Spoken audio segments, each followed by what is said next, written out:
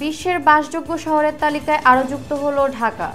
ধসে পড়ল দিল্লি বিমানবন্দরের টার্মিনালের ছাদ, নিহত এক। ইসরায়েলের সঙ্গে হিজবুল্লাহ যুদ্ধে নাকচ যুক্তরাষ্ট্র, জার্মানি। শেয়ার বাজারে সূচকের বড় উত্থান, বেড়েছে লেনদেনও। আফগানিস্তানকে উড়িয়ে প্রথমবার বিশ্বকাপের ফাইনালে দক্ষিণ আফ্রিকা। আসসালামু আলাইকুম, মাস্টার মিডিয়া টিভির দুপুরের সংবাদে সবাইকে স্বাগত জানাচ্ছি। আমি অমি সাহা। এতক্ষণ শুনছিলেন সংবাদ শিরোনাম, এবার বিস্তারিত।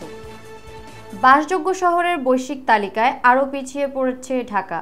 ইকোনমিস্ট ইন্টেলিজেন্স ইউনিট প্রকাশিত দ্য গ্লোবাল লিভেবিলিটি ইন্ডেক্স 2024 অনুযায়ী 173টি শহরের মধ্যে ঢাকার অবস্থান এবার 168তম। গত বছর 166তম স্থানে থাকা ঢাকার অবস্থান 2 ধাপ পিছিয়েছে। গত বছর ঢাকার অবস্থান ছিল 166তম। এবছর 2 ধাপ পিছিয়ে পাকিস্তানের প্রধান শহর করাচির ঠিক ওপরে স্থান পেয়েছে ঢাকা। এবার আন্তর্জাতিক। ভারী বৃষ্টিতে ভারতের দিল্লির ইন্দিরা গান্ধী আন্তর্জাতিক বিমানবন্দরের টার্মিনালে ছাদ ধসে পড়েছে। এতে একজন নিহত হয়েছে, আহত হয়েছে অন্তত 6 জন। শুক্রবার ভোরে প্রবল বৃষ্টিতে বিমানবন্দরের 1 নম্বর টার্মিনালের ছাদে কিছু অংশ ভেঙে কয়েকটি গাড়ির ওপর পড়ে। দেশটির বেসামরিক চলাচল মন্ত্রণালয় জানিয়েছে, দুর্ঘটনার পর নিরাপত্তার স্বার্থে এই টার্মিনাল থেকে সব ধরনের বিমানের বহির্গমন এবং চেক ইন কাউন্টারগুলো সাময়িকভাবে বন্ধ রাখা হয়েছে। এবার যাচ্ছে অন্য প্রসঙ্গে। ইসরায়েল জানিয়েছে তারা লেবাননের হিজবুল্লাহকে মোকাবেলায় প্রস্তুত। লেবানন হামলা চালানোর পরিকল্পনা অনুমোদিত হয়েছে এবং তা বৈধতা পেয়েছে। এই পরিস্থিতিতে ইসরায়েলকে সতর্ক করে দিয়েছে তাদের 2 মিত্র দেশ যুক্তরাষ্ট্র ও জার্মানি। যুক্তরাষ্ট্র, জার্মানি ও তুরস্ক ইসরায়েলের পরিকল্পনা নিয়ে উদ্বেগ প্রকাশ করেছে। বার্লিন ও ওয়াশিংটন জানিয়েছে, যুদ্ধ আরও বিস্তৃত হলে তার ফল নিয়ে তারা উদ্বিগ্ন। লেবাননকে সমর্থন করে তুরস্ক আঞ্চলিক শক্তিগুলোর কাছে আবেদন জানিয়েছে তারাও যেন একইভাবে লেবাননের পাশে দাঁড়ায়। জাতিসংঘের মানবাধিকার বিষয়ক প্রধান মার্টিন গ্রিফিথস বলেছেন, যুদ্ধের পরিধি ও তীব্রতা বাড়লে তার ফল মারাত্মক হবে। আমি এটাকে ফ্ল্যাশ পয়েন্ট হিসেবে দেখছি। ইউরোপের রাজনৈতিক পরিস্থিতি এবং আমেরিকার রাজনৈতিক পালাবদলের সম্ভাবনা ন্যাটোর গতিপথ প্রশ্নের মুখে ফেলেছে। ইউক্রেনের জন্য সহায়তা অটুট রাখতে শীর্ষ সম্মেলনের আগেই উদ্বেগ চলছে।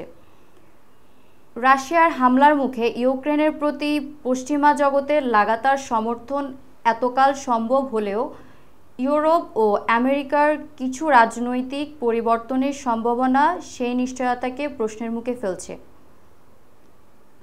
সামরিক জোট ন্যাটোর 75 বছর পূর্তি উপলক্ষে আগামী 9 থেকে 12 জুলাই ওয়াশিংটনে শীর্ষ সম্মেলনে বিষয়টি বাড়তি গুরুত্ব পাবে বলে ধরে নেওয়া হচ্ছে। এবারে শেয়ার বাজারের প্রসঙ্গ। দেশের শেয়ার বাজারে গতকাল বুধবার মূল্যসূচকের বড় উত্থানে লেনদেন হয়েছে।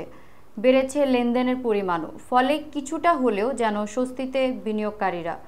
তবে গত কিছু দিনের সূচক ও লেনদেন কমতে কমতে শেয়ার বাজার একদম তলানিতে এসে ঠেকেছে। ইতিমধ্যে লোকসানে টিকতে না পেরে অনেক বিনিয়োগকারী বাজার ছেড়ে দিচ্ছেন। বাজার সংশ্লিষ্টরা বলছেন, আন্তর্জাতিক মুদ্রা তহবিলের ঋণের 3য় কিস্তির অনুমোদন পাওয়ার শেয়ার বাজারে এর ইতিবাচক প্রভাব পড়েছে।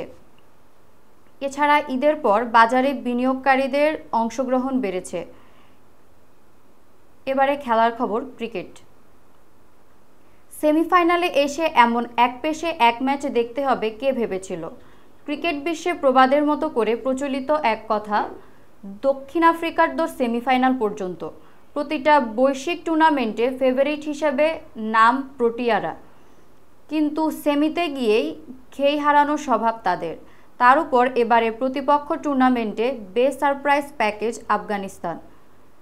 ত্রিনাদের ব্রায়ান লারা স্টেডিয়ামে টি-20 বিশ্বকাপের প্রথম সেমিফাইনাল হলো ভীষণ এক পেশে। 9 উইকেটের বিশাল জয়ে ফাইনাল নিশ্চিত করেছে দক্ষিণ আফ্রিকা।